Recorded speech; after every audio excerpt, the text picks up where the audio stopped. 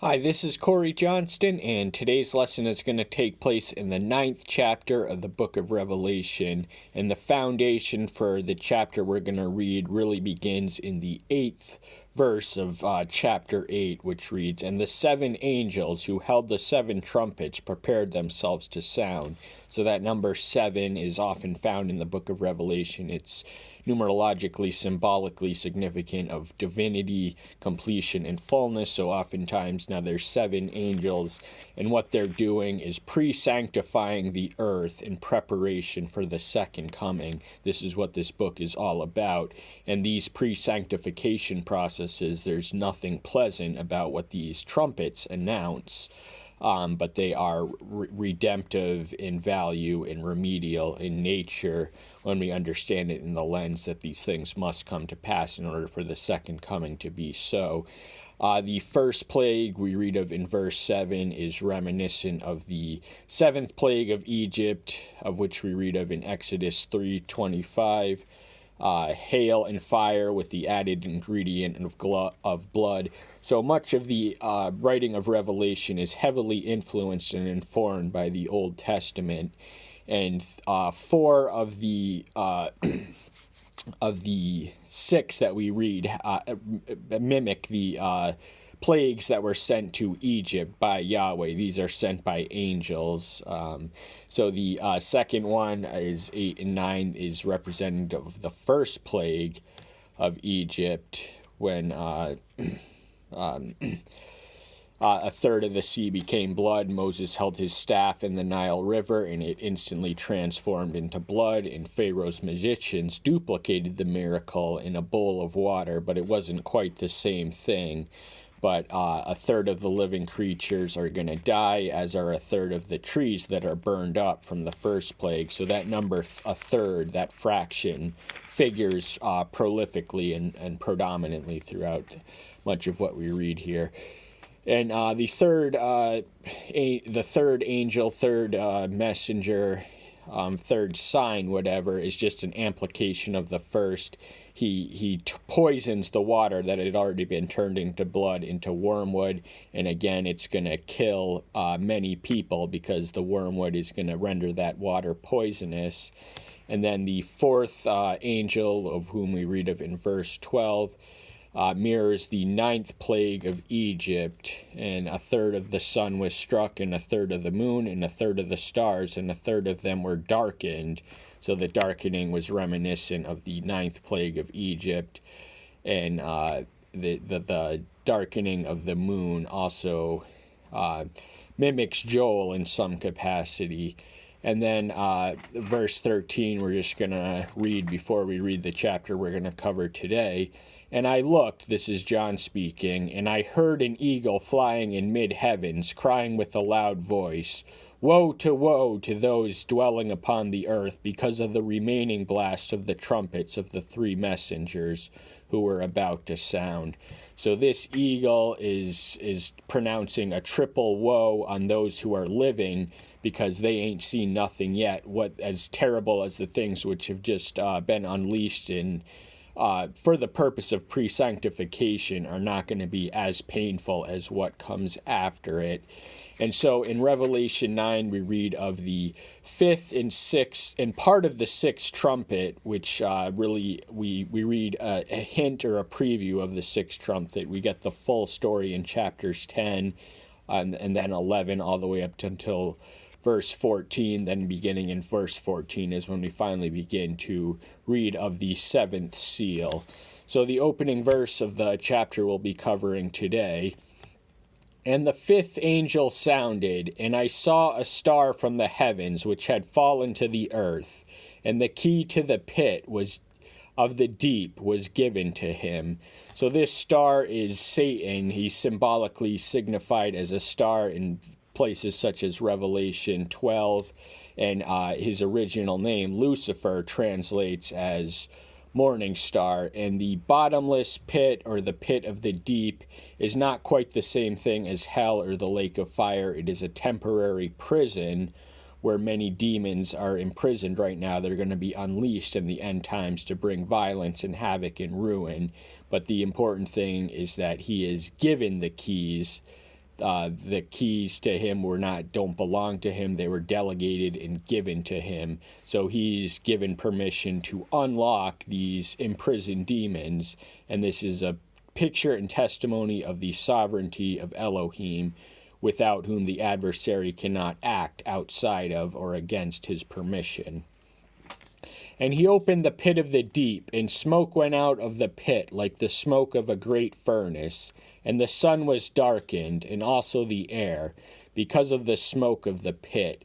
So the fire comes in alternate colors. It is white, and I believe Leonardo da Vinci, who had an attentive eye for visual art, in his treatise on painting, he noticed that smoke was bluer in color towards the center, whereas on the exterior or outskirts it was whiter. But as in literal fire, it's usually red. Sometimes it's black, and that's the color that is described here. This is a fire of darkness, which darkened the sun. So the sun its light was obsolete, so great was this fire and the darkness of it that it blotted out the sun for this, which brings us back to verse 12 of the preceding chapter. In the third verse, we read this mirrors and repeats the 8th plague of Egypt, of which we read of in Exodus 10:1 through 20. This is the plague of locust, but these are sent by Satan. And we also read of something similar in Joel 1:2 through 2 through 11. So, and out of the smoke locusts came upon the earth, and authority was given to them, as the scorpions of the earth possess authority. So once more, authority has to be given to these agents of the adversary, who could be literal locusts. A lot of modern people interpret it as in a militaristic lens. They think of these locusts as helicopters and that they have wings. But, he does work through locusts, and locusts are deadly plagues. They consume, I think in 1866, a locust plague killed some 200,000 people in Nigeria, because they eat their crops, they consume everything what they want. And they're not just locusts. These locusts have several animalistic combinations and features that in their description. The first of which is they have the sting of the scorpion, the poison thereof, and they are we lead a lot more of the animalistic characteristics. And they came upon the earth, and they are an army on earth. And Satan's worldly influence, we have to understand, is providential. It supplements the choice of agency. So in the day and age where things are getting incrementally and exponentially more wicked, we have to choose to stand for good when the whole world around us is standing for evil. And the earth is his special jurisdiction and terrain. It does not belong to him, but it was surrendered to him by Adam, and he is likened as the prince of the air, et al., etc. And it was said to them that they shall not harm the grass or of the earth, or anything green, or any tree, but only those men who did not have the seal of Yahweh on their foreheads. So there's a restriction and a limitation imposed onto what they can consume. Grass is off limits. I guess they could consume wheat and anything else, but the grass and the trees and those who are sealed from God by Yahweh, they are sealed from death. The Ruach Kadesh is likened to our seal. A seal is a pledge in the ancient world, which protects one and gives them all the resources they need in order to survive spiritually. And the blood, there's going to be blood stained for those who do not have the seal. And in fact, we are warned that those who do not mark as the things get worse throughout the book of Revelation, those who are not marked, sealed with the mark of the beast, will be unable to engage in commerce and have no other choice but to starve. And it was given to them that they should not kill them, but to torture them for 5 months. And their torture was like the torture of a scorpion when it stings a man. So their purpose was to torment, and it was a 5-month period. Now locusts customarily flourish from the late spring to the summer season. That's when they go about, do their business, reap their havoc, devastation, and ruin.